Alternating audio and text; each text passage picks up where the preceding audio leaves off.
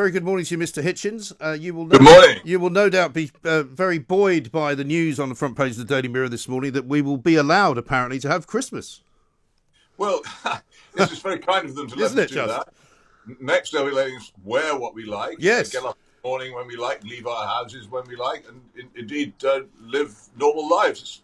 I didn't actually realise that these things were in the gift of the government. I thought we had them anyway, that we lived in a country where everything was permitted unless it was specifically prevented. But yes, astonishing that we've turned into a sort of semi-Soviet state in the past few months in which it's all been reversed. Yes. And what's far worse to me is that so many people have been willing to put up with this arrangement and have not protested against it or objected to it or even written to their members of parliament to say, stop this or examine it. The thing I still find all the time in the public arguments I have with this is the number of people who believe government claims that strangling society and the economy and cancelling our freedom actually saves lives.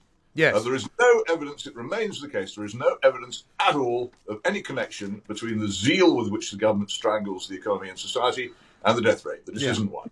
No, there isn't. On the contrary, it may well be that the number of deaths, particularly from people failing to get medical treatment or simply dying of loneliness and misery, goes up as a result of this. Certainly the numbers of people unemployed goes up. And you mentioned, and we should discuss, the Daily Mail's fantastic piece of good, hard, popular journalism on Saturday, which really obviously scared the government. Yeah. They've done it again this morning with a terrific analysis of the economic dangers, the loss of jobs which is going on, and the awful danger to the national health, which this, of course, presents. Yes, indeed. I'm hoping, and I may well be overreaching here, that the piece in the Mail on Saturday will actually act as some form of watershed moment, because a lot of people noted that, this perhaps is the first time that a proper newspaper with proper research and proper, clout has actually published a list of figures and statistics, which are official figures, government figures, which show that actually everything that you have been saying all along is true. Everything that we have been saying here at Talk Radio is true, that the hospital bed situation is actually not at all critical. The death rates are entirely the same as they would be in any other year. And in fact, that all of these desperately doomy predictions and gloomy predictions are completely off the scale wrong. Well, quite. And the other fantastically important thing about this event, which everybody should remark and file, is the fact that the government's response to it was not to admit it, not to issue any kind of statement saying why it was that they disagreed with it or deprecated it, but simply to claim that it was misleading, a claim completely without foundation, and basically the reaction of somebody who would very much have liked to have censored this story if they possibly could. What I saw in that reaction was the behaviour of a government which does not believe in free speech or a free press. Yeah. And it's obviously great that on this occasion it came up against an opponent its own size, which fought back and also came up against a great deal of deserved derision, and it withdrew. But we know, last week, the report on mask wearing from Denmark finally emerged and showed that basically it doesn't make any difference whether you wear a mask or whether you don't. And this barely appeared in any newspaper at all except my own. But it was taken up by Carl Hennigan of Oxford University, who, together with his colleague Tom Jefferson, posted on The Spectator a very interesting article about it, which he then tried to put on Facebook, and Facebook then said he couldn't put up because it was factually incorrect. Yeah. Carl Hennigan is in charge of the Centre for Evidence-Based Medicine in Oxford. His stuff is all factual, and it was outrageous. But there's a constant attempt in all kinds of areas, particularly by the social media groups, to censor the truth about what's going on. And when the government joins in that, then we really do have a big problem. And I'm going to pursue this and find out where that tweet from the government saying this was misleading originated, who authorised it, Right. and then again, who unauthorised it and cancelled it. They haven't even admitted. They haven't put up another tweet, as far as I know, saying, we're sorry, this tweet was wrong. They've just removed it. Yes. Well, I put a tweet up, obviously, before they removed it, in which I asked them this. Please address why this is misleading, referring to the Daily Mail's article. Are the figures for hospital beds wrong? Are the figures for death rates wrong? Are the SAGE predictions not wrong? And are the infection rates collected wrong? And they didn't answer that, of course. I then put another one out. I did another one after they deleted the tweet saying, please could you tell me, now that you have deleted this tweet, why have you deleted it? And does that now mean that the Daily Mail story is not in fact misleading and is true? Well, of course, it does mean that, doesn't it? Yeah, of course. It's always very unwise. Ross Clark is a very diligent and thorough journalist. And it was extraordinarily unwise of them to take that attitude. If they'd had a criticism, they should have waited till they're absolutely clear they had it. Because he was operating from exactly the same figures the government's operating from. And there it is. This whole crisis has been more or less from the start a statistical crisis rather than an actual one, in which figures have been presented in such a way as to make out that we're suffering from a far more serious outbreak of, let's say it again, of a definitely serious disease. We're suffering from a far more serious outbreak than we actually are. And this has been the case for so long. And the second wave, you could tell for ages. I mean, it was anybody who knew anything about coronavirus said a second wave as such was most unlikely. But the government was determined to have one, and so you could see the statistics being produced and arranged to suggest this is true. But Hitchens' second law of politics is that all politically important statistics are fiddled. And I've never seen a better example of it than that. No, incredible, absolutely incredible. And yet here we are, once again, we're going to be hearing from Boris Johnson this afternoon, sometime around 3, I believe, about what is likely to happen on December the 2nd. Clearly the government have kind of folded, it would seem, over the whole idea of Christmas because they've realised that they can't actually police Christmas because too many people are now going to just enjoy themselves and have the Christmas that they want to have. But they will still be using these same projections, these same models. And Steve Baker MP was on with Julia Hartley-Brewer this morning saying they've got to change this modelling system because they were using the same modelling system to then take us back into, tier 2, tier 3, tier 3.5, tier 4.3, all of this nonsense. They won't change. No, well, nothing fundamental is changing. We're in this, I think, until March and probably April, because the government continues to believe and has believed from the start that it is right and cannot understand that it is wrong. Which again is another reason for the extraordinary outburst on Twitter on Saturday. But the whole attitude, the whole mad surgeon attitude, you've got a verruca, so I've got to cut off your leg, right?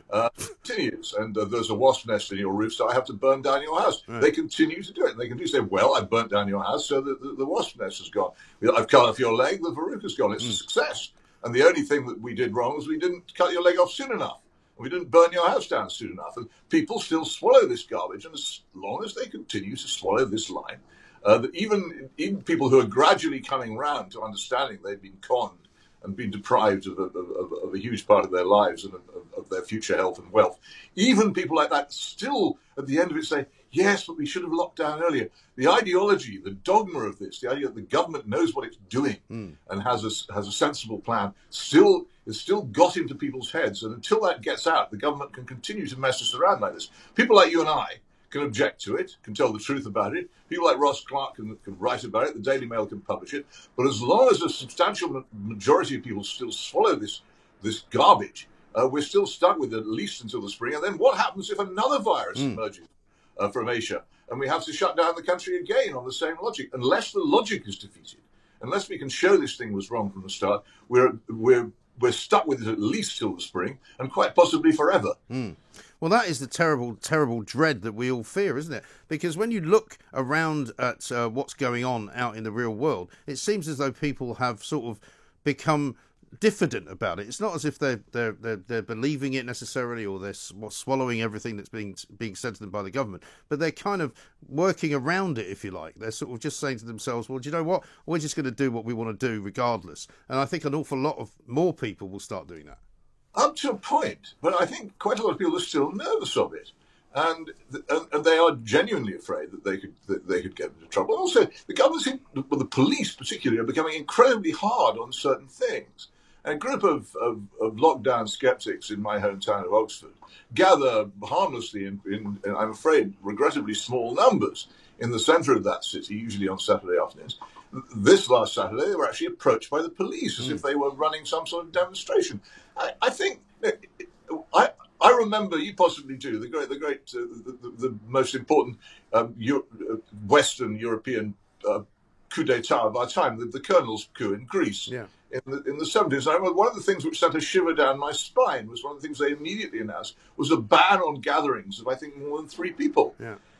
That's always been a characteristic to me of dictatorship, and now we have that here.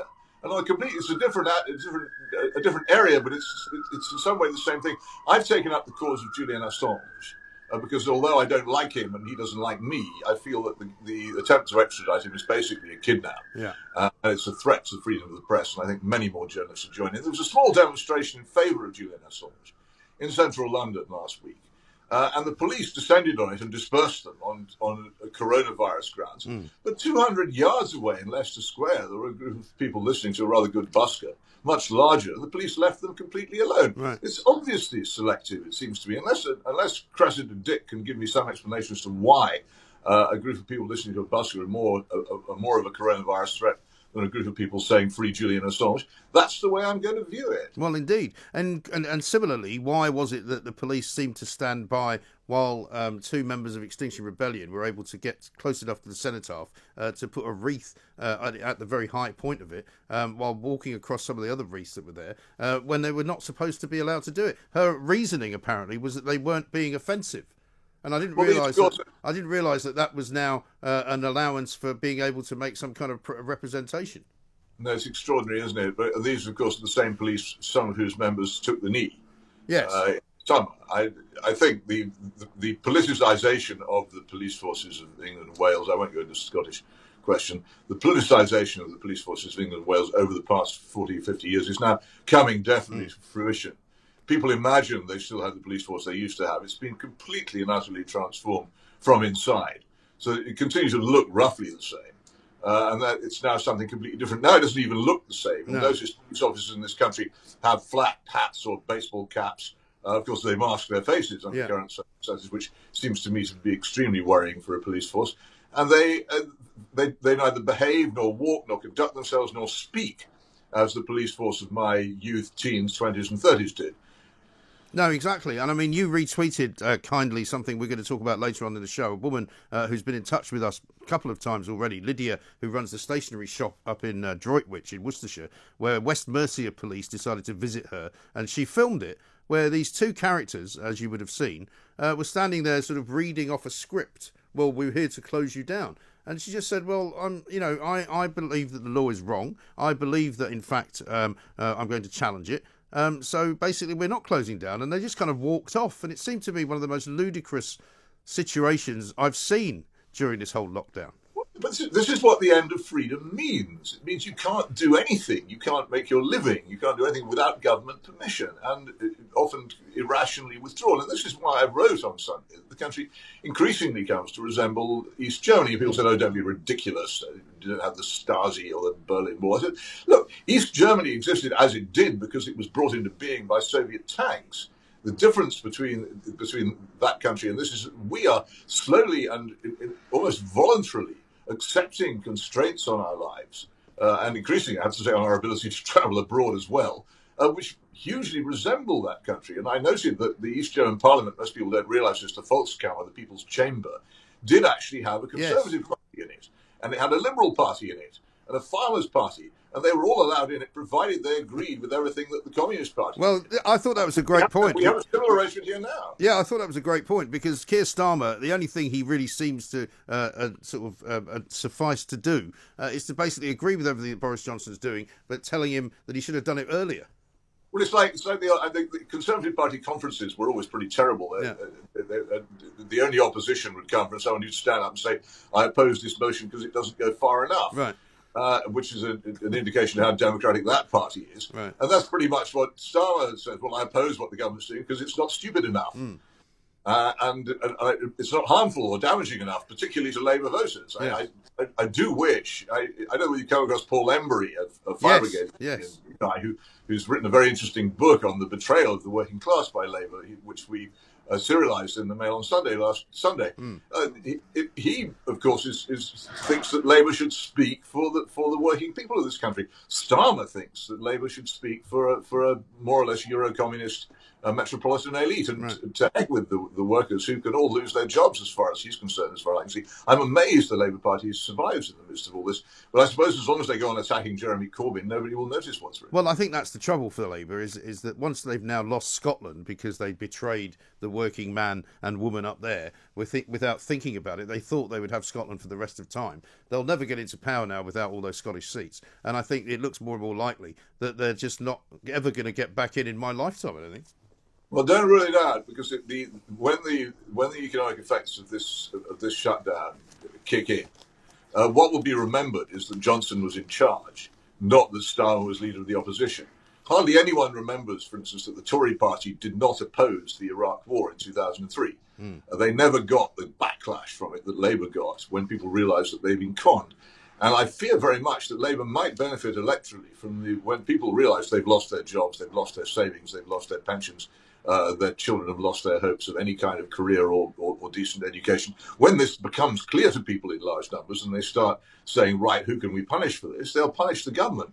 And Labour will benefit from that. Also, Labour's quite capable of a coalition with the SNP, which doesn't really differ from them in any substantial way on major issues of policy.